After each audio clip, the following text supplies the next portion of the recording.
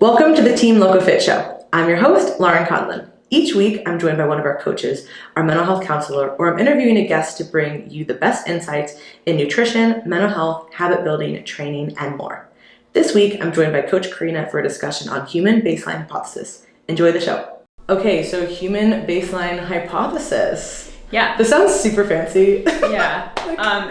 Yeah. So it's one of my favorite topics. So I'm graduating in May from the master's program. Woo! Finally, thank you, Jesus. Graduating in We have May. a huge party. I know, from the USF master's program and No, really, we exercise have to party. I'm already excited. Sorry. party planning. This episode is on party planning. So I'm graduating, and I think it was a few weeks ago we were all out to dinner or something. Sam was in town, and I was talking to Laura Jacobs, one of your old clients, about, one of my favorite things that I learned about in the program was in Dr. Buckner's class. Dr. Buckner has been on the podcast. Yes. I should bring him back. Yeah, you should bring him back. His episode was really cool. And he wrote a paper called Chasing the Top Quartile of Cross-Sectional Data. Is it possible with resistance training? And in this paper, he presents a hypothesis that him and the other authors kind of came up with, and it's called the human baseline hypothesis. And they synthesized this hypothesis based off of the correlational data that they found on pretty much seeing, does being strong or getting strong correlate with healthy or favorable longevity biomarkers. And they actually found that not really, which was super interesting. You would think that with individuals who resistance train and partake in healthy habits and exercise regularly, they would have better health biomarkers. And for the most part, they do. But when it came to longevity, they actually found that what mattered more was, are you genetically strong? So it's better to be born strong than to get strong, because, and this is where the baseline hypothesis comes in, because when you stop training, you are essentially going to get back to your baseline. So Laurin's baseline, when did you start resistance training? When I was the first time ever? Yeah, 16. So your baseline started at 16. And so what the baseline hypothesis states, I have the actual definition from the paper here. It proposes that the baseline value of strength that a person possesses prior to training may be a more appropriate indicator regarding long-term health outcomes than the act of training itself. So to kind of dumb it down a bit, essentially what's going to matter in terms of favorable biomarkers is, what are your genetics like, and were you born strong? So what's super annoying is that I'll be training for 5 years, and then this new kid comes in who has literally trained for 1 week, and then the first time that they test their 1 rep max, their squat is 250, and mine is still 225 after 8. Yeah, so some people are just genetically strong and born strong. And are we talking about absolute strength? Absolute strength, yeah. And they looked at a bunch of different studies. A lot of these studies measure grip strength. I can't remember the other tests that they talk about specifically. Yeah, that's a really obviously easy one. They probably used one of the, oh my gosh, what is the machine? We used to use it at Florida State. No. We used it in Dom's lab too. No, they have, it's like a dynamometer. Dynamometer. Basically, you can control so many different things, but you can do several different exercises, so you can actually see the output and the strength a lot easier than just like a squat. Obviously, there's a lot that's involved there, but this is something that's a lot more fixed. Oh my gosh, I'm forgetting the name of this thing, but I wonder if they probably did that because it's something like okay, grip strength, you're squeezing something, whereas a squat is going to be really influenced not by genetics, but also how tall, are your legs long, are they short, versus I think it's called a dynamometer. Dynamometer. Yeah. And they would do leg extensions or something like that, or a push of some kind, and that's very fixed, and you're able to see it a lot true easier. strength. Yeah. And so basically, to kind of summarize that and how we're going to tie this into essentially how I have used this principle to talk to clients and kind of explain to them, this is why your metabolism is the way it is right now. And when I talk to younger people, hey, you need to make sure that you are doing the right things at this point in time. So important. And so to kind of go over it one more time is the fact that your baseline strength is what you would come back to after you stop training. And for the most part, that's going to vary person to person depending on genetics. And so what they propose in this paper is that it's better to be born strong, obviously, than it's not better to be born strong than to resistance train, but obviously, like, if you are born naturally strong, your general biomarkers for health and longevity are likely going to look better than someone who is born a bit weaker. And so in this paper, there's a really elegant figure in which Dr. Buckner kind of draws out how our baseline would change, or how our strength by arbitrary units changes across the lifespan in age. So you have age on the x-axis and then strength on the y-axis. And we have, you know, from the day we're born up until development, which is anywhere from 12 to 25. So that time that we're going through puberty. And basically, I have kind of inferred from that paper that that is a point in time where we create a baseline for ourselves through epigenetics. And so I've kind of been able to put this together because of just the time I've spent observing professional athletes long term. So individuals who start training very often at the age of 6, like elite gymnasts, elite CrossFitters, they have a very easy time maintaining muscle mass, well into their 30s, 40s, 50s, because they have created a baseline that is a lot more advanced through their developmental years.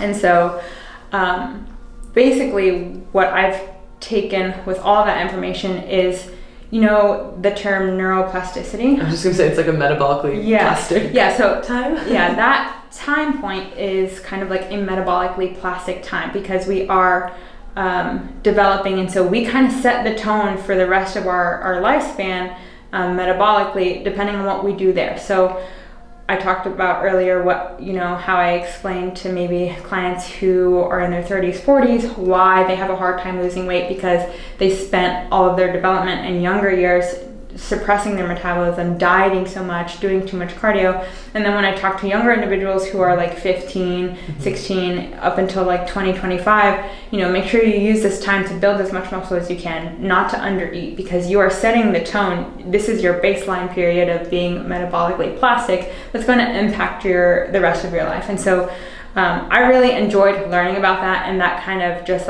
turned a lot of gears on sitting in that class and learning about this theory of this is essentially how our metabolism is impacted throughout the entire lifespan. It's this important developmental period in which I would assume that we are most metabolically plastic. Mm-hmm. And of course, this is not to say, I think a lot of people could probably listen to this and be like, oh my gosh, well, I'm fucked, right? Right. And it's no, okay, that's not what we're saying. But that is such a crucial time. Yeah. So if you are in a position, or yourself in that age range, or you have kids, if you're listening, okay, that's a really good message to share. Yeah. And then obviously knowing that even if you are past that time and you have done all of the wrong things growing up, it doesn't mean that you're not going to be able to change your physique, change your health.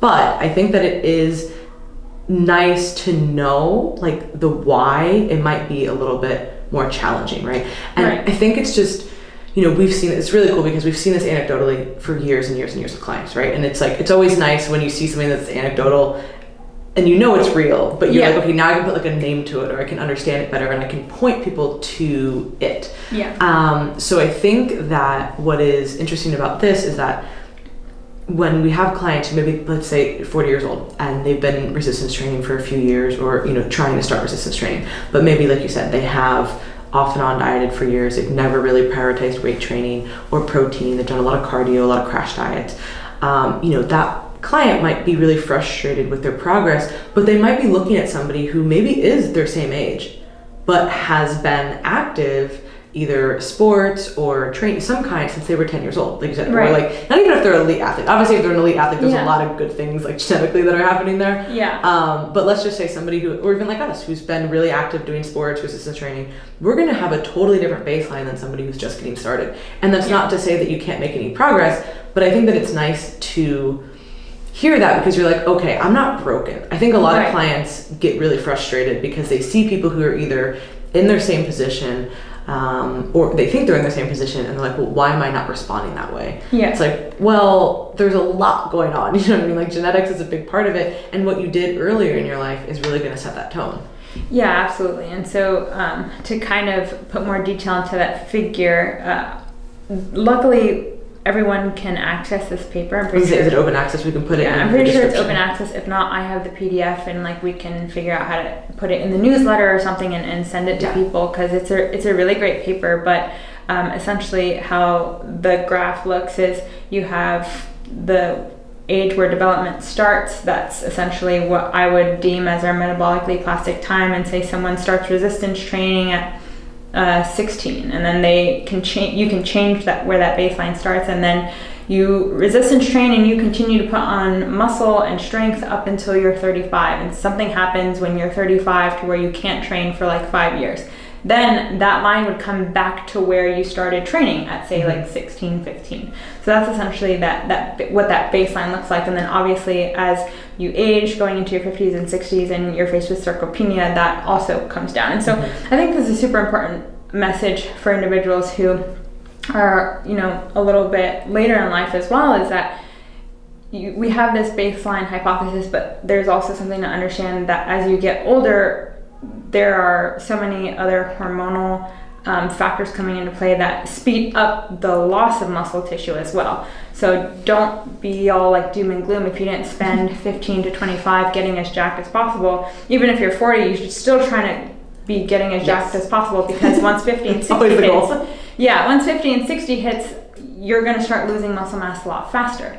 So, I've talked to a lot of people and who asked me like what I'm interested in researching one day if I were to do my PhD, which at this point I don't know if I'm going to do. I definitely want to like coach and work primarily, but I'm super interested on how like muscle mass changes and affects us in the long term in our lifespan, depending on how much we were able to put on when we were younger and maybe at like midlife. But when it comes to talking to clients, like that's why it's super important to maybe set the expectation for individuals who are maybe in their 30s and 40s and say, you might not ever look like this person because this person has been training really hard since they were 8, right? And it's super important to set realistic expectations with clients. And then also, talking to younger people, don't make these mistakes, because this is where you set the baseline for yourself. Yeah, there's so many things I wish I could have told my younger self. Yeah. And, probably having an eating disorder would be one of the things. But besides that, I think back, I'm like, so many crucial times like that I was missing out and all these great things. But I mean, to be honest, if that didn't happen to me, I don't know if I would be in this position now. Right. I think everything happens for a reason, personally. Yeah. So it's like, okay, like there's something good that came out of it. But I think that the message, shifting towards that is so important. So I'm watching my grandma, age very rapidly, right? She just turned 80, and the past few years have gone very downhill really quickly. And now she's getting to the point where, she's having a lot of, we'll just say issues, right? And I think back to it and it's like, okay, well, it's first of all, it's really, really hard to tell an 80-year-old person to do anything different, right? That she like doesn't want to do, number one. So when I'm like, hey, eat protein, and she's like, I don't want to. And you're like, okay. I'm like, take these greens, and she's like, I don't like them. And I'm like, I don't care. But, and she's like, okay, well, I took my macrofactor. She goes over her pills. She's like, I took my pills you bought me. I'm like, oh my gosh. So it's like trying to find little things that like she will do. Like, hey, I ordered you icon meals. You know what I mean? Like, she likes that. So it's like, okay, some small positive things. But, I think back to it and I'm like, okay, I mean, so few generations ago, right? Luckily, she's always kept her body weight in check, right? So that's a really, really big thing. But never really trained. I mean, she was always a small person, but like did not resistance train, didn't really do a lot of just activity in general. I mean, she used to dance, but that was about it. And that's stopped, for the past several years. So never really did that. Never, I mean, obviously the focus was not protein, back then, right? And just in general, like having all these healthy habits and stuff, like it just wasn't a thing. And it's so interesting now. I mean, I watch my mom, who does a really great job of, taking care of herself and going to the gym and eating right. And my family just generally does that. But even her, like she didn't used to do that, right? And now she has started over the past several years, But it's even like her, like she has a lot to catch up on, you know, like she Yeah. never did that. I was like, Mom, like you've never, you know, you weren't like doing hip thrusts when you were 30. So like now it's gonna be a lot harder. You know what I mean? Absolutely. But I think as, you know, I'm really excited for like, I mean, even her, like there's such a big change, right? Yeah. Like in that generation is thinking, okay, all the people now like who are recognizing the importance of this, and like anybody listening who has kids, it's like, hey, like this is a really, really good message. Yeah. So I think for a really long time, people were scared to have their kids like weight train, right? And certainly there is a time and a place for it, and certainly you need to have them doing the right things with the right people. But we used to train down south. Our friend had a powerlifting focused gym, but it was really an athletics focused gym as well. And I used to see kids in there training all the time, like little kids, right? And it was obviously super modified, but watching them do that for athletic performance and developing that base, it's like, oh my gosh, like they're gonna have so many more like opportunities physically when they age, and that's such like a nerdy way to think about it, but it really is important. And it's like, if we can get this message across to people that, you know, all of this really matters, like this is a really good time to be like, you're really neuroplastic when before 25, and then also metabolically plastic. So let's do all those things. So I think another great example of this that some people might be a bit more familiar with, and a good way to illustrate this, do you follow Fit to Fat to Fit on Instagram? God, I don't remember the name. His name not think so, but that sounds I met him a few times and I still cannot remember his name. That's a really long Instagram handle. So so what is his fit, story? Number 2, fat, number 2 to fit. So I think so if I tell you the story, you'll probably remember. So he got super famous back in the day because he was a super fit trainer, and he was fit all his life, and he did sports like ever since he was a kid, and he wanted to be able to empathize with his clients more, and so he purposely stopped training. He purposely ate, you know, like a gallon of ice cream a day, like 2 liters of 2 liters of soda, like just purposely tried to gain weight, lose muscle tone on purpose. And so I think the intention behind this is great. He's like, I wanted to kind of be able to relate to my clients more because he had been fit his whole life.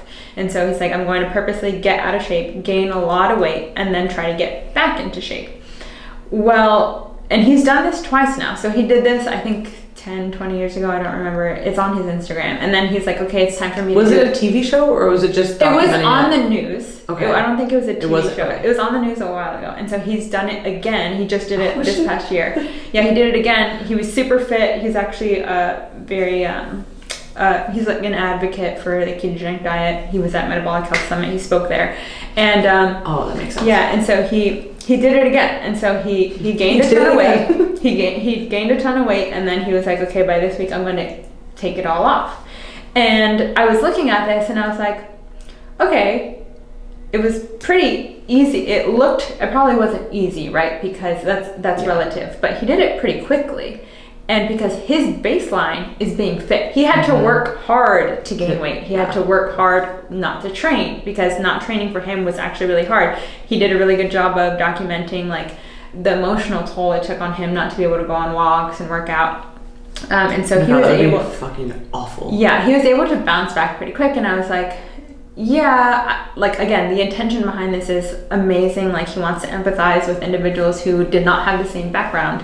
But your baseline is being naturally fit, being naturally lean. So it's still going to be a little bit easier for him than it is for someone who maybe was obese up until they were 20 years old, right? Well, and there's two things. There's one, you have, even if you lose all of your muscle mass, you still have the satellite cells that are there for entry. So those are never, so the idea of muscle memory actually is a real thing. Like it's going to come back in a few weeks. Like it really will. If you already have that there, it's going to be, it's so much easier to regain muscle that you've lost than to build it from nothing. Right. So that's number one. And then number two, when you, taking the reverse, so taking somebody who has been overweight or obese, when you already have those fat cells and then you're emptying them out, you still have the actual adipocyte. Yeah. So you're never getting rid of that. So it's always going to be harder. And I remember, it's so funny. I don't know why. And hunger and satiety is regulated by those fat cells too. Yes. So then that's why, I mean, it takes a really long time to get down. And I remember I don't know why I'm just remembering this. Like, you know when like random thoughts just go into your head? Yeah. Well, that's all the time. But this is actually relevant. So wow, we're on track. I remember in high school, one of our track coaches, he basically like, he kind of made some comment about like don't, and these are not his exact words, but it was like, don't get fat because it's going to be a lot harder to keep it off if you never actually get fat in the first place. And it said something along those lines, like maybe he didn't say the word fat, whatever.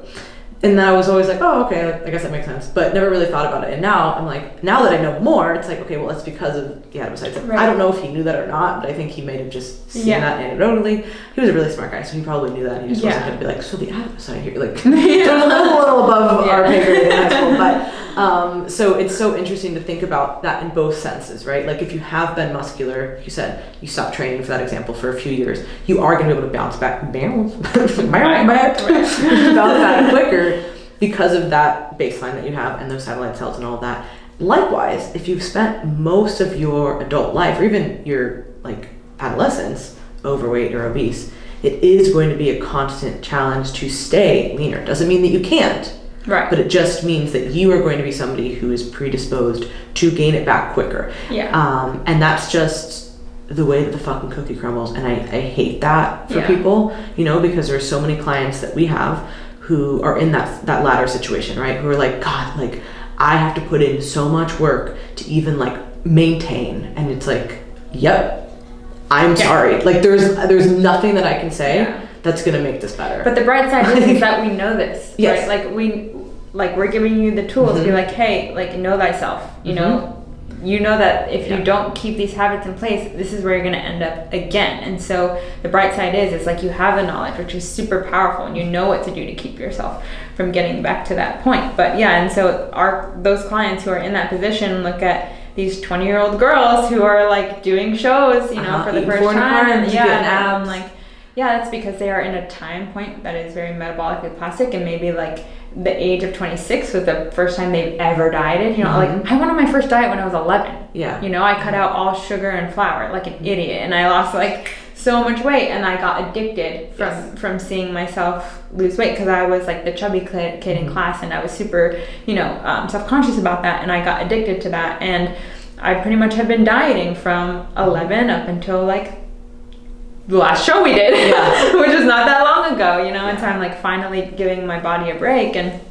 now I'm like, okay, when I have kids, I'm gonna make sure that they're resistance training, super active, you know, like don't starve yourself. You're like clean and jerks at like 4. I'm like, come on guys, Karina's like, get that broomstick and get over here.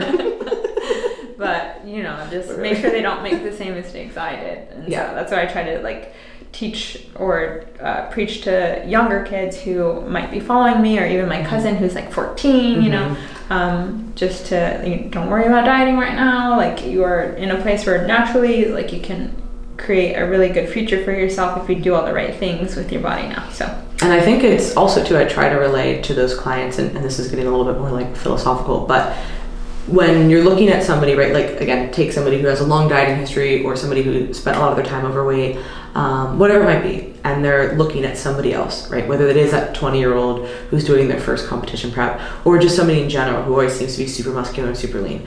It's like, all right, you're putting in a lot of effort in this area, and it's just the reality. You're never going to probably have it easier than them.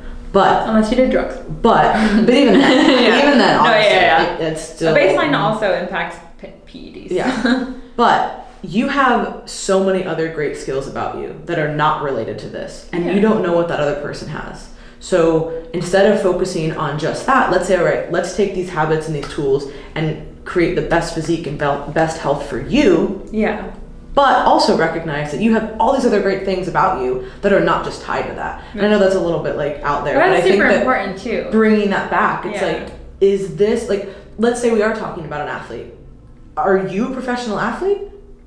No. So your livelihood is not tied to this. Your speed, your strength, your aesthetics, whatever it is. Yeah. Can we still work towards having a banging body? Yes. Yeah. Can we still be super healthy? Yes. But let's also not be super down about this, and let's say, what are the other qualities that I have in my life that I can possess and I can work on? that maybe somebody else doesn't have. So I try to relate that back to people, and I think that can really help and kind of be more grounded in that sense. Yeah, because some people can tend to go into like the F it mode of like, I'm never going to be this, so screw it. Like, we all do that. And even if it's not body, then it's like intellect, and then it's, being charismatic, and then it's making money. And then, like, there's always something that somebody else has. There's always skills that somebody else is going to be better at you. That's just the reality of life. That's just it. Yeah. And then it's like, okay, but what can you be really great at? Yeah. And let's focus on those things. And also, I think sometimes, like, we look at those things and it's like, do you really want that either? Right? Like, there's also, the reality is the way that if somebody has, like, the most perfectly aesthetic body, right? They're not just, they're not just getting by because of their genetics and their baseline, right? They're getting by to that level because of all the work they're putting in. So you have to ask yourself, do I want to do that? Yeah. Right? Okay, you look at a billionaire. Do you want to do what they're doing? 16-hour workday. Yeah, so it's like, okay, we have to be really realistic here as well. Yeah, you have to realize, like, the price that they pay. Yes, there's always a price. At the beginning of me getting into CrossFit, I was like, oh man, it would be so amazing to be a professional CrossFit athlete and then just train all day. But the more I learn about it and, like, the more insight I get into actual professional athletes' lives, and it's like, man, it's not that like, they are kind of miserable sometimes too, like, and obviously that's with anything, like, anything worth having is there's a huge price to pay, and it's just understanding that, like, the grass is not always greener, and like you said, just focus on the amazing gifts that you have, and like, capitalize on that, and so stay positive. Peace sign everywhere. And Karina's favorite. We'll just do like the hand of the heart.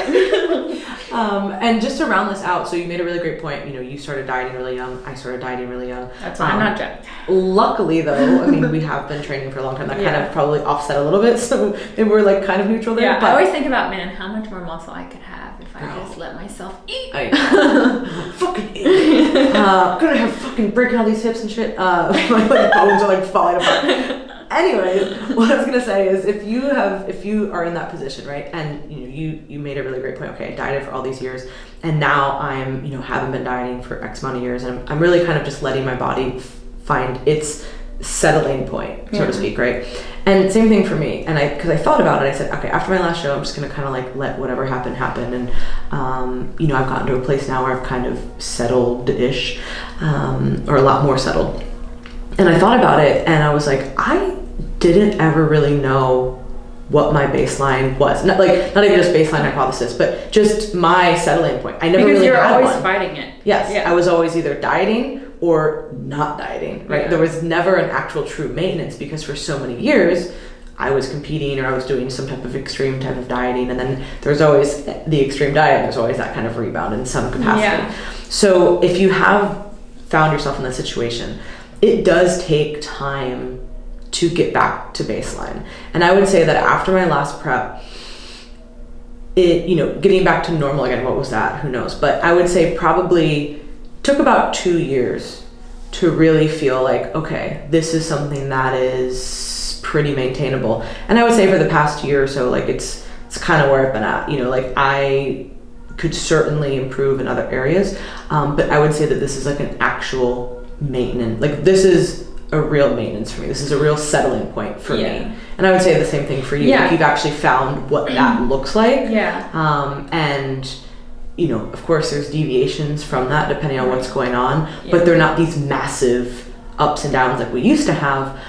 But that took a lot of time to just like shake out. And one thing I have to communicate to people who are fresh out of a show all the time is like, understand that your weight's going to come up, but it's not going to increase like linearly, and it's going to settle eventually. And so I think I'm 2 years after our last show, and I'm back. I'm at that settling point where I could eat perfectly and my weight's the same, or I could eat kind of like all over the place and my weight is still kind of like the same. And so this, like, I'm rough at maintain. 130 is essentially where my body resiliently likes to sit. But not to say that has not been impacted by the last 8 years of resistance training and exercise and sports and all that stuff. So, because I will say I do feel like I have somewhat of a muscular base. I'm not like super jacked, but I have somewhat of an athletic build. Rolling my eyes. Gonna get a concussion. And even though I starved myself for a good... Karina, you have a lot of muscle. Shut the... Well, I'm just saying, because I could be more jacked. Do I have any muscle in my body? I don't know. I feel so puny sometimes. Well, bro, that's... Anyway, we just talked about that. We're like, stop comparing ourselves to those Brooke Wells. where it's like, I thought I was going to join the gym and like love my body. It's like, nah, I have body dysmorphia. Yeah. Like, I'm still unhappy. Yeah. But, what was I even saying? I don't know. Anyways, just, if you're 11, don't diet. Hey, we got a message to all the 11-year-olds out there who probably aren't listening. So if you got kids, hey, play this one part for them because they probably should listen to the rest. I don't know. I don't feel like we curse that much, but nervous laughter. But I think this was really good because I think a lot of people find themselves in this situation. And I think, again, this is something that anecdotally we see, but it is nice to, put a theory or a label around it to be like, okay, there is actually evidence behind this. Doesn't mean it's the end all be all by any means, right. But it's a really great, hypothesis to revert back to understand your body. And this is my interpretation of this literature. I encourage everyone to go read Dr. Buckner's paper. Yes, we will link the... and kind of see what your thoughts are on what they say. But it was definitely one of the things that have stuck with me. I learned this in my second semester, and I was like, man, that is so cool. Like, that is something I want to learn more about and study. And definitely have Dr. Buckner on again. Yes, he's a really smart guy. I know, we talk all the time. I'm like, I don't know if I don't have him on. Yeah. Yeah. No, he's awesome. And I will definitely link up the paper to the episode notes, show notes, whatever the hell it's called. We'll put it in the newsletter, all that, so you guys can check it out. Okay. That's it. Thanks so much. If you like this week's episode, please share it. This is the best way you can support our show. To check out our coaching services, courses we offer, and additional content we put out, visit teamlocofit.com and follow us on Instagram @teamlocofit.